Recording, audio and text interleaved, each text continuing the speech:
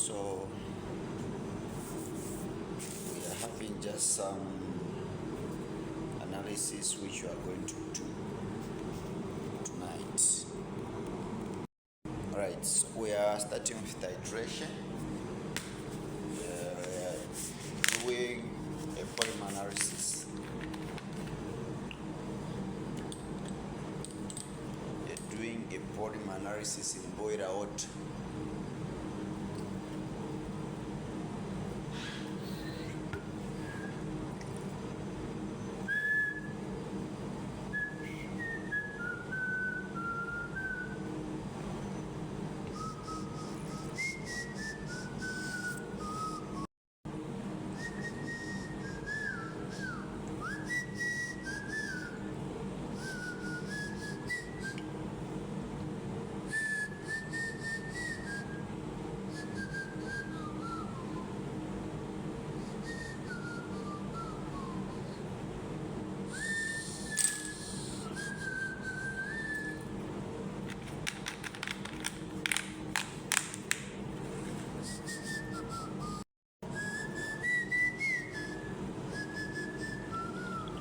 So we are filtrating.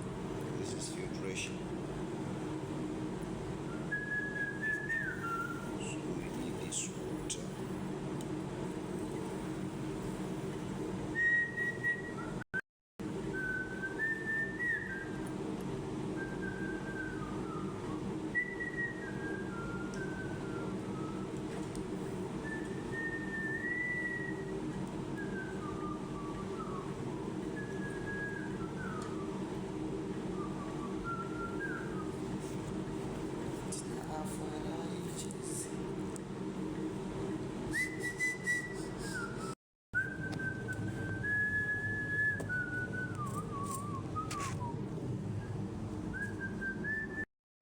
So we're going to set it. Okay. That is it. That is it. That is it. Okay, move it a bit.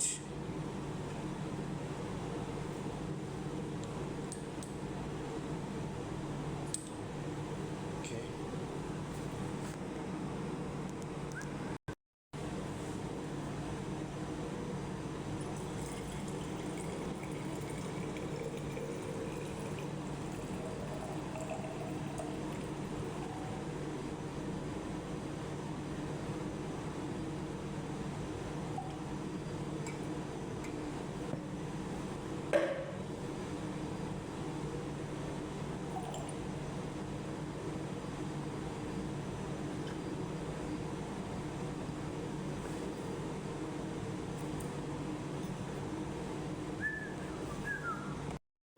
So we're adding a bearer and it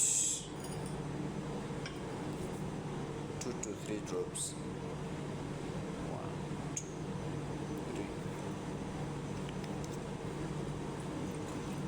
3. The color should be yellow. So we're going to add now bearer 200 and the color should turn yellow.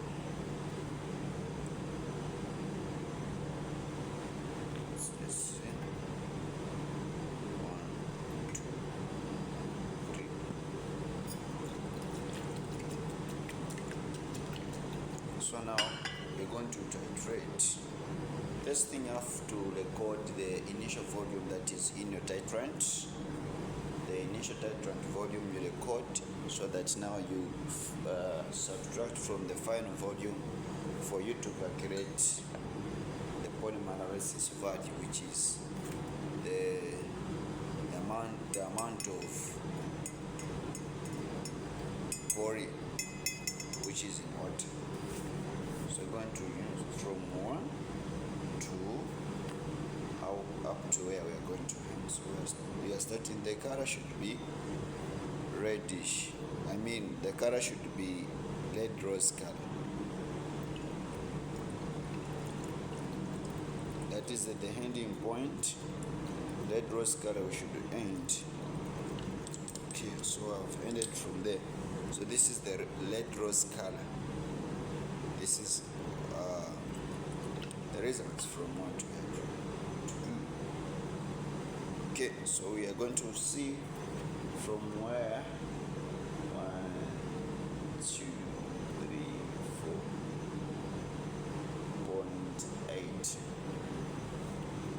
4.8 multiplied by 104.67. Okay, so we're done with this one. So now we are going to do total hardness and calcium hardness in different water samples which we have. Like we have soft water, raw water, and filtered water. So we're going to do some analysis which we're going to use these reagents and our titrant, which is EDTA, which are going to put in the titration. So we're going to exchange the titration which we were using with EDTA as our titrant when we are finding the total hardness and calcium hardness in the water. So after removing the titrant, you should ensure that you clean your residue with distilled water. You should ensure that you clean it very well to avoid contamination. So I'm going to clean it, then we put in different titrant. So you should ensure that you have cleaned it very well.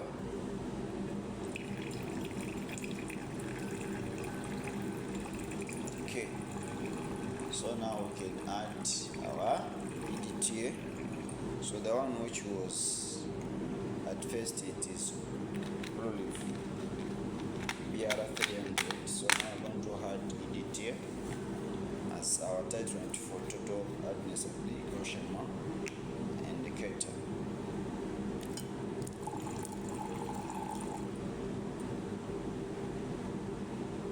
So you should be much extra careful when you're putting these chemicals. Yeah, though I've not put it in protective glasses, and you should consider that as well. So now let's take water samples to be tested. So now make sure where you're working there is a cream. They were teaching us to say your work done is equals to 0 when your working place is dead. Your work is only be considered as a work done when you have cleaned where you were working. So I've cleaned my bench work, I've cleaned, and we can consider our first titration to be done so that we may proceed with the next titration, which is the DTA titrant with other buffers which we have and indicators. So we're going to get water sample like raw water, then you are going to measure a 50 ml water sample or a 20 ml water sample to be tested. So now this is raw water. First you clean it, then you measure. This is the ml water sample. Make sure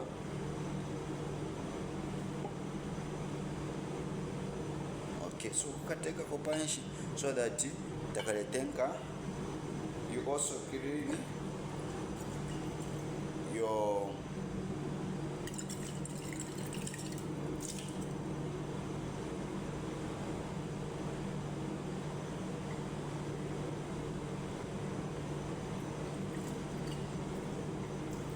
okay, so now you can transfer this water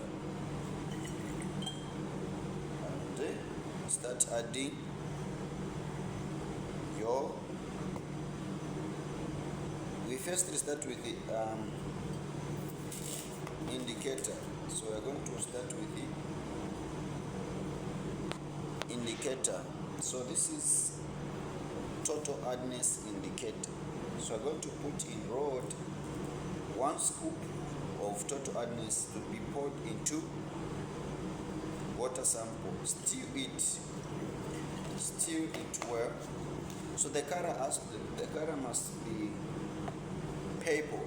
If blue, then total hardness is equal to 0. So we can see the color is purplish. So it means the hardness is there. And then you are going to proceed with the second buffer, which is total hardness buffer. We're going to add about 2 to 3 drops. After that, if the color is too purple, we're going to do now the titration so that we know the amount of total hardness which is in water. I hope it is making sense. So I'm going to add, make sure you stir it very well.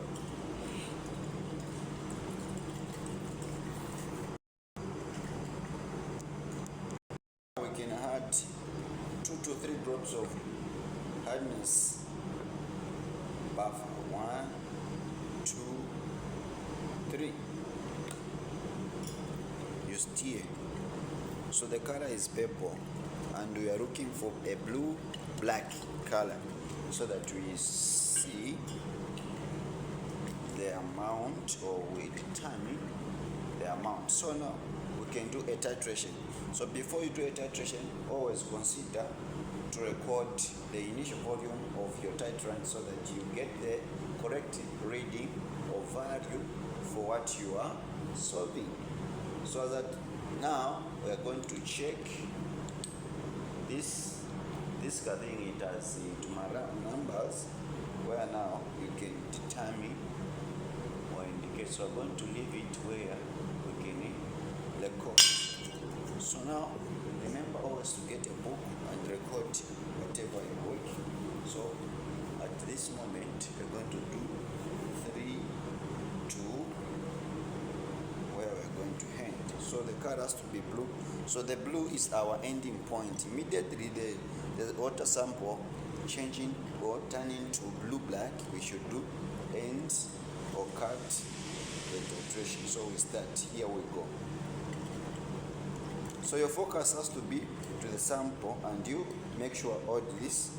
Any change you get, you stop. Any change you get, you stop. If you see that the color is still there, the purplish is still present, you continue until you get the blue-black color.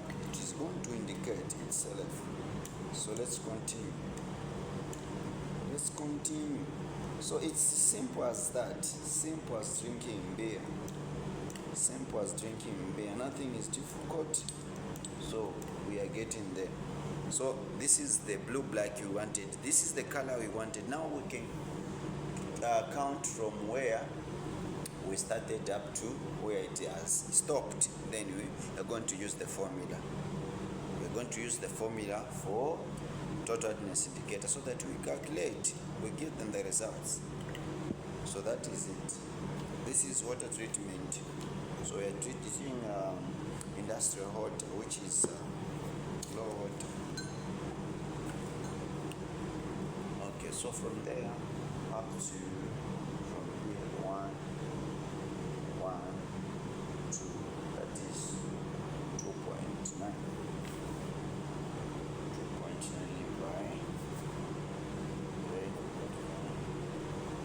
so that is the answer. This is the same water, so we can also determine the pH and conductivity which is present in water. So we're going to clean the probe in distilled water. Then you turn on your instruments. After you turn on, you dip them into your water sample to be tested. Make sure the temperature is settled so that you get the correct readings. So the values here, it is showing here, we are determining, or we are looking for pH, and this machine or an instrument is measuring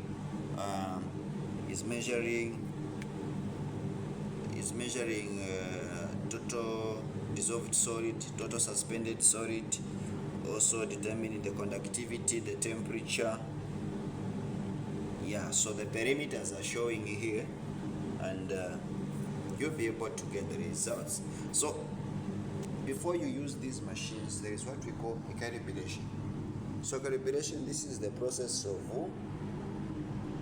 making them or dipping them into standards. Like we have the buffers like 7, pH 7, pH buffer 4 and 10, so that the instrument getting the standard values, so that whenever we determine or we analyze water, it is as giving the correct readings. So that is the only way we can ensure that the instrument is correct or not, is by doing what we call the calibration. Hope we are together. Otherwise, it was just a short training or a short sharing, and hope someone has gotten some tips on water treatment, on how you can actually analyze your water. So for more information, you can inbox me, and we're going to work together on that. We're going to be having enough information, and we're going to help other people out there on the importance of analyzing your water at your community, your company, the industry, at your home place for safe water drinking and use. This is your presenter for tonight, Mr. Chiluba Shasha. See you on top.